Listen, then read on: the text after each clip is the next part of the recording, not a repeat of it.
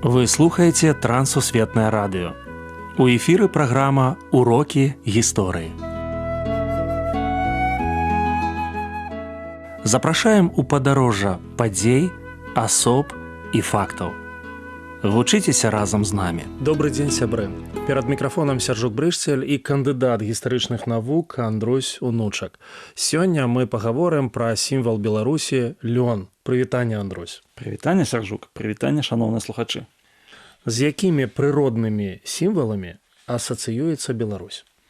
Трэба сказаць, што ў Беларусі ёсць некалькі прыродных сімвалаў, сярод якіх ёсць і герой нашай сённяшняй перадачы.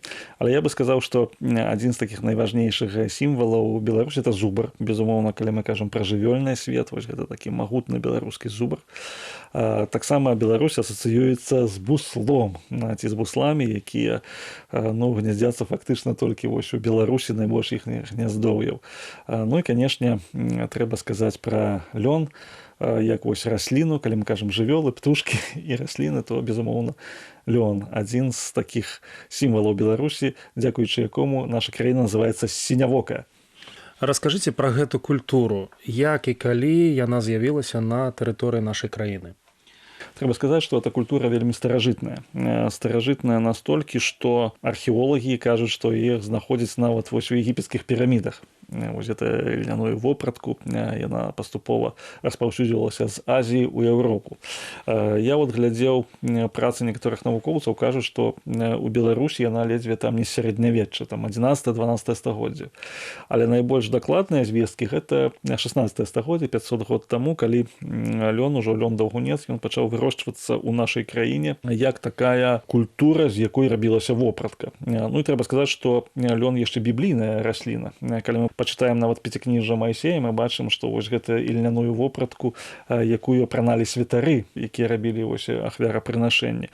Таму ўжо аўтарам Бібліі была вядома гэта вопратка, і паколькі гэта было вось элементы вопраткі для святароў, то гэта відавочна лічылася вельмі добрай вопраткай, найлепшай у той час.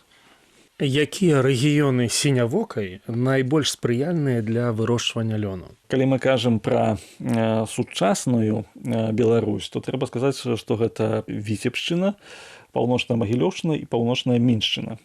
Так, увогуле, калі браць статыстыку, то лён у той ці іншай ступені вырошчваецца ў 56 раёнах Беларусі, са 118. Можам сказаць, фактычна на палове тэрыторыі нашай краіны вырошчваецца лён і апрацоўваецца. Адным з найбольшых такіх важных прадпрыемстваў па апрацоўцы льну з'яўляецца Аршанскі ільнокамбінат. А ўвогуле ў Беларусі 36 заводаў па апрацоўцы лёну. І гэта з'яўляецца даволі такім важным паказчыкам сярод еўрапейскіх краінаў, вялікім паказчыкам. Папулярныя беларускія льняныя вырабы.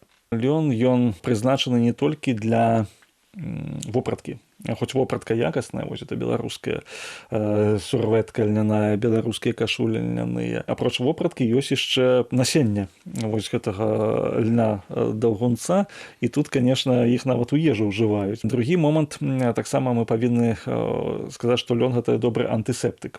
Лён гэта таксама матэрыял для фарбаў мастацкіх. Вось фарбаў, якія карыстаюцца тыя, хто малююць на палатне. Вельмі вялікі дыяпазон выкарыстання вырабаў з лёну, і гэта, канешне, усе яны прадстаўлены ў Беларусі. Калі мы прабачым нашыя каталогі, то заўсёды вось візітоўкай Беларусі з'яўляецца, безумоўна, наша льняная вопратка з беларускай вышыўкай. Чаму людзі ўсё больш выбіраюць лён? Цікавы момант, што ў 20 стагоддзі, нават яшчэ раней, можа быць, у 19 стагоддзі, было захапленне рознымі кшталтамі, толькі пачалі вынаходзіць розныя там сінтэтычныя рэчывы ў канцы 19-го, пачатку 20-го, і гэта, казала, што гэта зменіць моду, гэта зменіць увогуле сітуацыю, таму што, льняныя там беларускія сяляне, яны ў лёне. Але сёння мы бачым такое адраджэнне, што вопратка з ільняных валокнаў, яна больш зручная, больш экалагічная, экалагічная і больш, ну скажем, такая захавальная для арганізма. І таму, канешне, сёння мы бачым адваротны ад того, што вось натуральная льняная вопратка, ёй аддаюць перавагу перад сінтэтычнымі валокнамі, перад сінтэтычнымі тканінамі. Гэта парада, ну, не толькі эколагаў, але нават гэта, ну, дызайнераў, мадэльераў, якія навучыліся рабіць вельмі добрыя рэчы з лёну. Цікавыя факты пра лён. Адным з самых цікавых фактаў пра лён гэта з'яўляецца тое, што ён паступова станавіўся сімвалам Беларусі.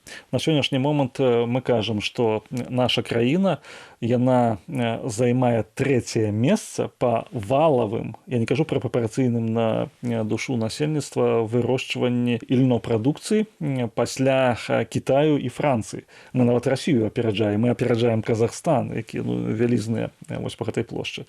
І тут, канешне, вельмі важны момант. Вельмі такі цікавы факт, гэта адраджэнне льнаводства пасля аварыі на Чарнобыльскай АЭС. На пачатку лічылася, што гэта будзе вялікі удар па беларускім льнаводстве, аднак, нягледзячы ні на што, вось гэтыя плошчы захаваліся. Колькасць ільноперапрацоўчых прадпрыемстваў яна не скарацілася, а нават вырасла. Таксама вельмі важны факт пра лён гэта тое, што сярод брэндаў Беларусі ён з'яўляецца адным з такіх найбольш вядомых у свеце, што заўсёды на нейкіх выставах, і пачынаючы яшчэ з таго часу, калі Беларусі не ведалі як дзяржавы, вось лён быў у якасці брэнду Беларусі, ён прысутнічаў. Таму, канешне, маем права ганарыцца. І калі казаць, што большая частка нашага ільнопрамысловасці ідзе на экспарт, то гэта натуральна. Вось столькі, колькі у нас вырошчваецца, мы не маем магчымасці нават спажыць, але многія краіны вельмі моцна зацікаўленыя. Кажуць, што калі браць краіны СНД, то траціна ўсіх ільновырабаў, якія на прасторах усяго СНД, гэта з беларускага лёну.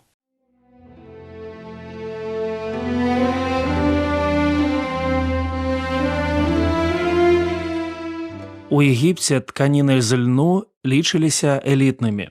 У іх, напрыклад, заварочвалі муміі егіпецкіх фараонаў. Пазней з яго рабілі тунікі старажытна-рымскім сенатарам. Пытаннямі яго апрацоўкі займаўся нават Леанарда да Вінчы. Беларусь – адна з тых краін, дзе ёсць найбагацейшы досвед вырошчвання і пераапрацоўкі гэтай культуры. Славіцца наша краіна прадукцыяй, вырабленай з лёну. Лён – гэта бога сінічкі. Так Вольга Жэрка з Нясвіжа пісала ў сваіх вершаваных радках. Лён ці паўночны шоўк для беларусаў – нацыянальнае багацце, а ад беларусаў – добры і чаканы падарунак.